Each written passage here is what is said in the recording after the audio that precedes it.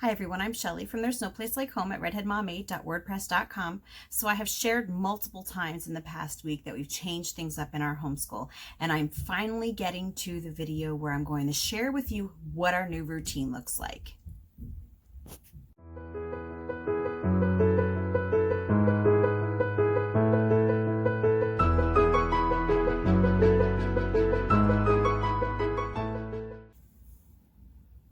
So this is the last year that I'm going to be homeschooling 8 kids.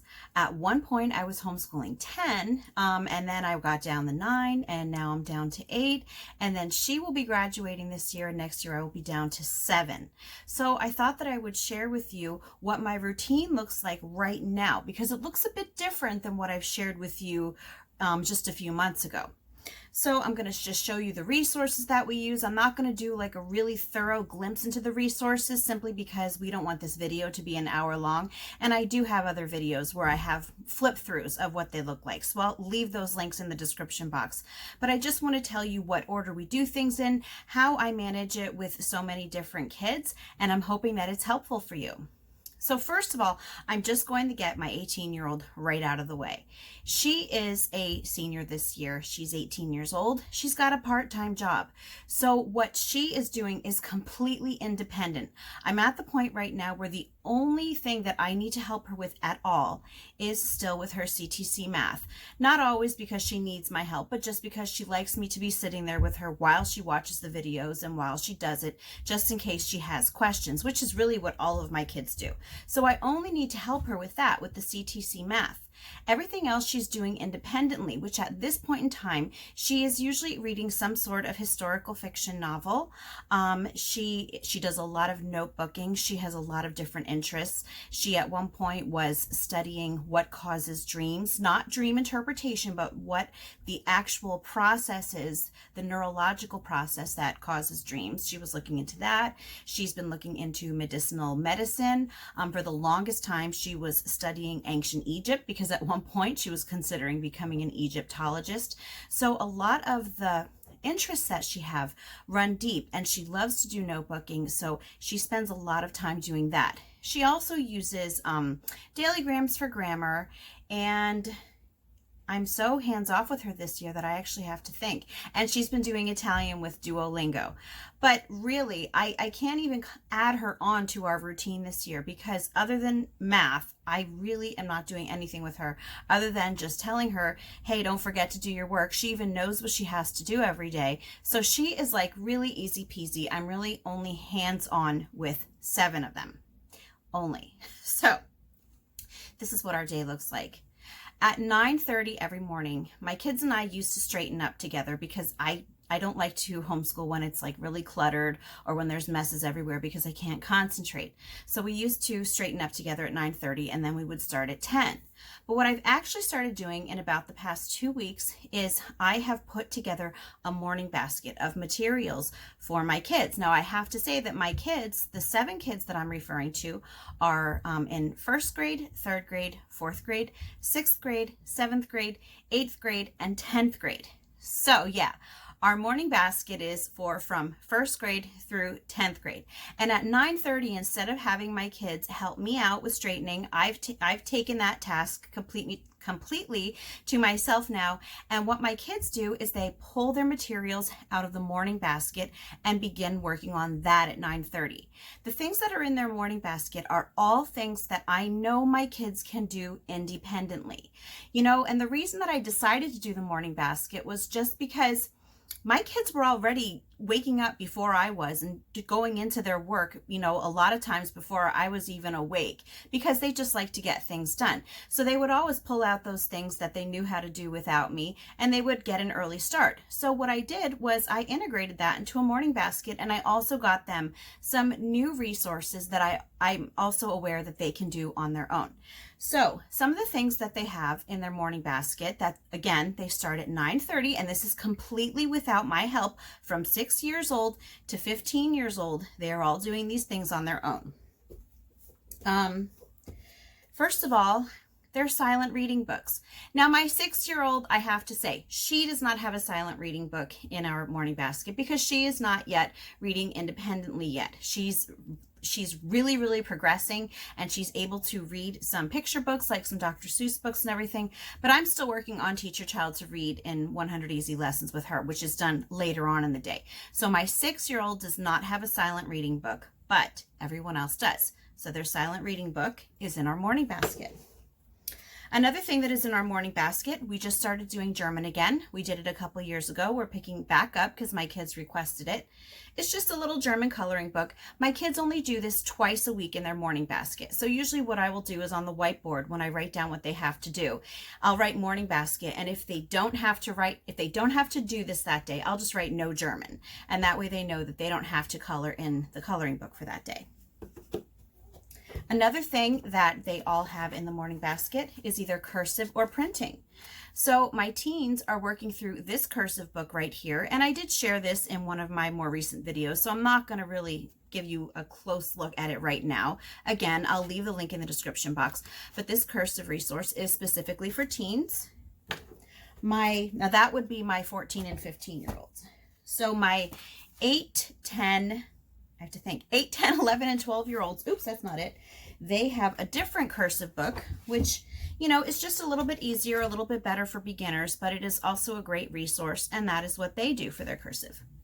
My 6-year-old is not doing cursive. I just got her a little workbook for her to practice her printing. Sometimes she still has some issues with her letters floating off the line, so I always tell her, you don't want your letters floating out in space. So, you know, that's just something that she works on, but she really likes this too. So instead of cursive, she does printing. Another thing in our morning basket for our 10, 11, 12, 14, and 15-year-olds are math workbooks, and this is multiplication and division. It's we call them drills, and the reason that I got this for my kids was because I wanted them to be able to do their multiplication and division like faster than what they were doing, because sometimes they still have to count, you know, they have to skip count, or other times they might have to like write it down to figure it out, or maybe refer to the multiplication chart, which, you know, I think is okay at the beginning, but I think after a while it is really important that your kids know their basic addition or multiplication and division without having to really think about it. Now with my 14 and 15-year-olds, it's not that much of an issue, but I think that it really still helps their confidence to know that they are getting this in every day. My 6 and 8-year-olds, they also do drills, but since they do Abeka Math, I don't keep that in our morning basket. They have drills in the back of the Abeka Math, so they usually just do the drills when they're doing their math later on in the day. So another thing in our morning basket is spelling. Our spelling is really simple. I just get the list from Natural Speller. Natural Speller comes with a lot of activities that you can do with your kids. I do not do any of the activities though. We prefer just to use the lists. And all I do with my kids is I have them write their spelling list 3 times each, 4 times a week. I'll tell you what we do on the 5th day later, but that's all they do, just 3 times each. They get a new list every Monday, and it has really, really been helping them with their spelling. And the last thing in our morning basket is just this folder, and it has some United States maps in it. And what we've been doing is I have been writing down a state on the whiteboard every day. I write the state, the abbreviation, and the capital. They have to go out to our map on the kitchen wall. They have to find the state. They have to write the abbreviation on the state. And then on the back, they have to write the state, the abbreviation, and the capital. And that is for geography for our morning basket. And what I really, and I said this in the morning basket video too, but I'll add it here. What I really love about having a morning basket is not only that my kids can get a good start on their homeschool routine because they're doing things that, you know, are good practice for them, but they don't necessarily need me there with them. But if something comes up that we have an appointment later on that day and we're not going to be able to get a full day of school in, or maybe if all of a sudden something happens and we end up having to stop what we're doing and go somewhere, or if someone comes over, I at least know that they have gotten a lot of subjects done just in this morning basket. So Now for the rest of our routine, usually they're done with their morning basket anywhere between 10 and 10:30. At first, my goal was to have it done at 10 o'clock because that way the part that includes me helping them could start at 10 o'clock like it had always been doing. But I'm finding that they do have more than a few things to do in their morning basket. So they're not always getting done at 10, which I've actually been really good about. And I'm surprised because at 10 o'clock starting time, I was a stickler about that for a while. So yeah, between 10 and 10:30, they will get done with their morning basket. And that is when I will continue on the rest of the homeschool day with them. So after the morning basket is all done for everybody, what I will do next is devotions. We do the 1-minute Bible together, and then we pray together. After devotions, I will do some sort of read aloud. Right now, our read aloud is Escape from Mr. Lemoncello's library. We're almost done with that, so we've really been enjoying that together. I will usually read about 1 chapter a day from Escape from Mr. Lemoncello's library, or usually any chapter book that I'm reading to the kids for a read aloud. It will usually be about 1 chapter a day, unless the chapters are really short, like in Mr. Lemoncello. I've been reading 2 chapters a day. I just thought of that. And there are some other books that we've read where the chapters are really long. So in those books, if the chapter is 20 or more pages, I'll cut it in half and I'll just read half a chapter, because I know that my kids are good for sitting for about, 20 minutes, 30 minutes to listen to a read aloud. But after that, I start to lose their interest. Now with our read aloud, I will usually ask them to narrate, not every day, usually every other day, unless we have something that I know is going to take a long time to do later on. Because narration, since I've got, so many kids sitting there, it can add a lot of extra time on when I'm stopping every few pages and asking a child to tell me back what I read. So yeah, that does add on a bit of time to that. But I do try to get it in about twice a week with the narration. Now, usually before the read aloud, and I forgot to mention this, I will have the kids sing 50 Nifty United States. I'll leave a link in the description box for that. It's a fun song. It helps your kids to learn the names of all 50 states. That's I did that with my older kids years ago, and that's actually how I learned how to say all the states in alphabetical order, was from that song. So we just use the video on YouTube. The kids stand up. We have little hand motions that we do with it, and we sing 50 Nifty United States. Now here is where the days begin to vary a little bit. From morning basket to devotions to read aloud to 50 Nifty United States. That is the same 4 days a week. The 5th day a week, I'll just tell you now, is usually our nature study day. So 4 days a week, though, everything that I've set up to this point looks pretty much the same. But after that, I do have 2 typical routines that we will switch back and forth. We'll call them day 1 and day 2. On day 1, after we are done with read aloud and singing the song and everything, we will do German. And we do German 4 days a week, but it varies on what resources I'm using. So what happens is, before we start German, we will switch from 50 Nifty United States. For now, since we just picked back up again, we're just singing the German alphabet song every day just to get the kids used to it. Some of my kids know it from when we did it before, but my younger kids have never done German, so they still need to learn that. So we will sing the German alphabet together, and then we'll say this is day 1. What I will do is, I have a book called 52 Weeks of Family German, and it has a lot of good ideas for doing German together with your kids. It will give little vocabulary lists that I'll write down on the board, and my kids will copy them down, and we'll go over them a few times. I had 6 years of German when I was in school, so I'm pretty good with pronunciation. My accent is not perfect, but I have the hang of it. So we will do the vocabulary list together, and we'll really, kind of go over and over that. And then sometimes, like just yesterday, my kids watched a video about Germany and the landscapes and what it looks like there. Other times we might have a meal together and practice saying, please and thank you in German. And that's the typical lessons for 52 weeks of German. Now, I'll tell you the other resource when we get on to day 2, but we're still on day 1. So on day 1, after we're finished with this German, what I will usually do with my kids is 2 lessons from our CONUS curriculum. I'm still doing the CONUS curriculum. I used to do it 4 days a week. We've cut it down to 2 days a week. This is a mess. Look at this. It no longer has a cover. and it is falling apart in pieces. And I know I can take it to, get it spiral bound or different options that I can do, but I never actually do it. So yeah, this is what my CONUS looks like now because it's well loved. And so what we do is we will do 2 unit study activities out of this on those days that we consider day 1. We'll say it might be like Monday and Wednesday. So we've been doing a unit study on beavers. So my kids have been working, on either beaver facts or beaver reports. We've been watching beaver videos. They've been doing artwork with beavers in. Some of my kids went out in the yard and they actually built their own beaver lodge. So we just try to integrate hands-on or writing activities that have to do with beavers.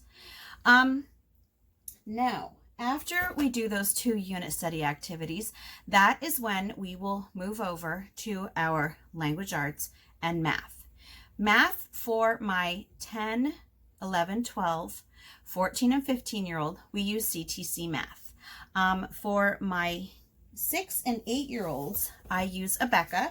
I usually start CTC Math once they hit 4th grade. So, we've been using this all year, so it's a mess, but this is my 6-year-old's math book, and I'll just show you in the back where she has all of the drills that she does. So that's where she gets her drills from. And my 8-year-old's math book, do I even have it here? Yeah, it looks it looks almost as bad as my CONUS book. It no longer has a cover, and we've been ripping pages out of it. But again, she also has drills in the back that she's been doing, so that's why I didn't have to get her that workbook. But I'll just show you that she's got drills in there. That is what my 6 and 8-year-olds do for math. Now for language arts, my 6-year-old, she's not specifically doing a language arts workbook yet. She is still working on phonics, for which we just used Christian Liberty Press Adventures in Phonics. And I'll just let you see really quickly what the inside of this looks like. And she also, I mentioned earlier, uses Teach Your Child to Read in 100 Easy Lessons.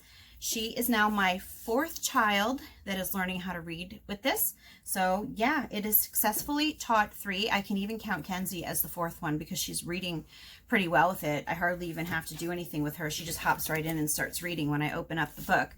So she does that as well. My other kids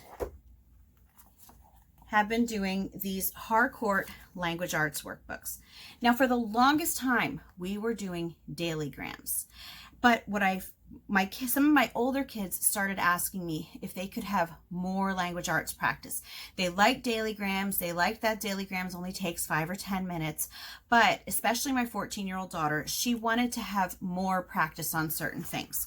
So I remembered these workbooks that I had used with some of my older kids years ago when we first started homeschooling.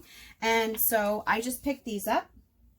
And that's what they've been using for language arts right now. And they've been really enjoying it. Now, my 15-year-old, she does not use a Harcourt language arts book. She is actually using Life of Fred language arts. I believe that she is on the 2nd language arts book for that right now, which that is up in her room. I forgot to bring that down. But I might have mentioned that in my Life of Fred math review. But anyway, that's what she's using is Life of Fred language arts. And that is what day 1 looks like. Now, day 2 is similar.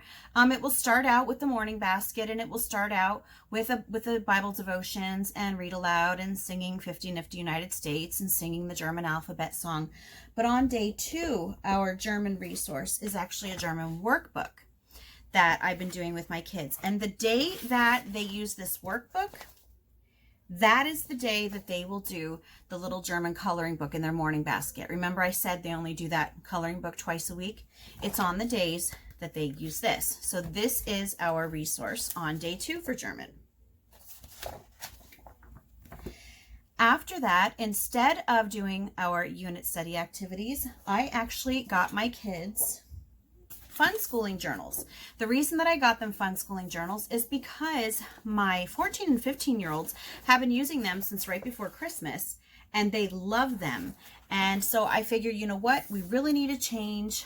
I'm going to give them a try. So instead of doing our notebooking loop that we used to have, where they would sometimes do interest-led notebooking, journaling, copy work, what I did instead was I just got them these journals. It's just another form of notebooking, but it's an actual physical journal that they are going to do 2 times a week.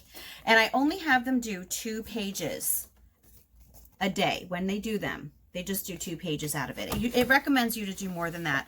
But I was afraid that if I did more than that with my kids, that they would get bored really fast, and I don't want that to happen. So my 8, 10, 11, and 12-year-olds do All About Pets, Minecraft, Fun Schooling Journal. My 6-year-old does a spelling journal. I do have a video where I did a better flip through of these 2 journals. I just published it not too long ago, but I'll leave that link in the description box. And I forgot to bring over, well, I think they have them in their room, my older daughters. One of them is doing an All About Minecraft one, which it's a little bit different than the pets one. It's a little bit thicker and it's made for older kids. And my daughter Kaylin is doing one about animals. So that's what they're doing. And I also, again, have a video about their fun schooling journals. So that also will be in the description box.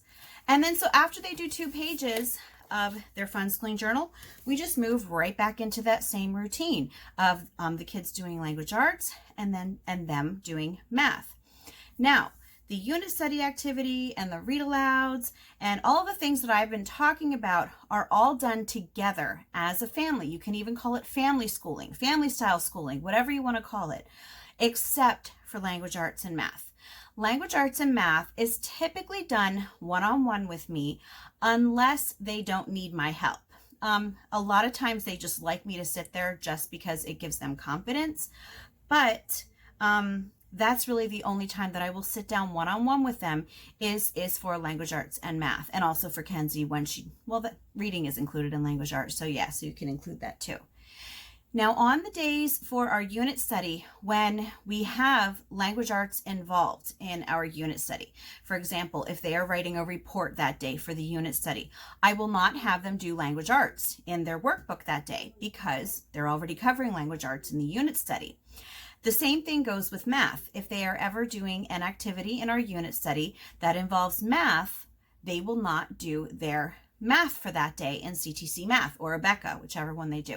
That does not happen very often. It really depends on what unit study we're doing. A unit study on beavers is not going to include a lot of math, but earlier in the year when we were learning about explorers, there was pretty much math involved in that one because of navigation. But so that's what I do just to keep from things being redundant. If my kids already covered language arts in their unit study, they don't do the workbook for that day. And same thing goes with math. If they covered math in the unit study, they don't do their math that day. Now, I don't do the same thing with fun schooling. Sometimes they will cover some math activities in their fun schooling. And obviously, if they're journals, they are going to be writing. But I still have them do their language arts and math on the day that we do fun schooling, just because the fun schooling journals really don't take us as long as the unit studies do. So it's not that big of a deal. I actually think that I already told you what our whole routine was. It didn't take as long as I thought it was going to. I hope I didn't forget anything. But no, I don't think I did. Oh, my 15-year-old, though, is not doing German. She is doing Spanish, for which I did also get her a Spanish book off Amazon, which, again, I forgot to grab from her room. So I'll leave that link in the description box, though, just so that you can take a look at it if you'd like to see what she uses for Spanish. But anyway, that's all that I have for you today. If you like this video, give it a thumbs up. If you haven't subscribed yet and would like to hear more of what I have to say, I would love if you would do that. If you have any questions or comments, you can leave one over on Instagram because YouTube disabled my comments. And if you like my work and would like to check out my Patreon page, I will leave a link in the description box for that as well. And I hope you have a great day.